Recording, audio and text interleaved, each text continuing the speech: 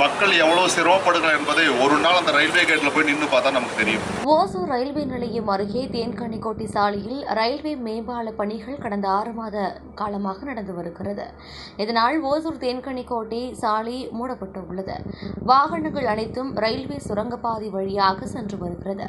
மழைக்காலங்களில் இந்த சுரங்கப்பாதையில் மழைநீர் தேங்கி பொதுமக்கள் கடும் அவதிகளை சந்தித்து வருகின்றனர்.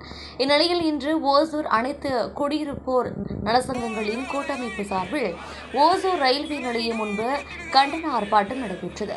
அதில் மழைக்காலங்களில் ஓசூர் ரயில் நிலையம் அருகே உள்ள சுரங்கப்பாதையில் மழைநீர் அதிக அளவில் தேங்கி அவ்வழியாக செல்லும் வாகன ஓட்டிகள் மற்றும் பொதுமக்கள் உயிருக்கு ஆபத்தான நிலையில் சென்று வருகின்றனர். இதற்கு ரயில்வே நிர்வாகம் இதுவரை உரிய தீர்வு காணவில்லை.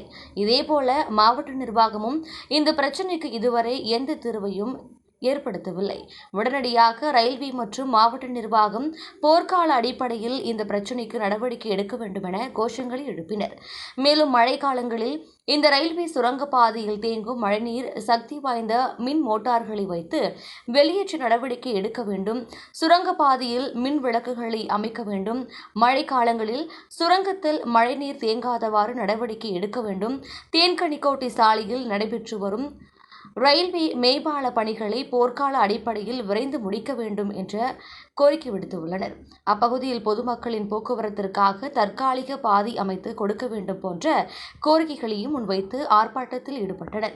இதில் அனைத்து குடியிருப்போர் நலசங்கங்கள் கூட்டமைப்பைச் சேர்ந்த ஏராளமானோர் கலந்து கொண்டு கோஷங்களை எழுப்பினர்.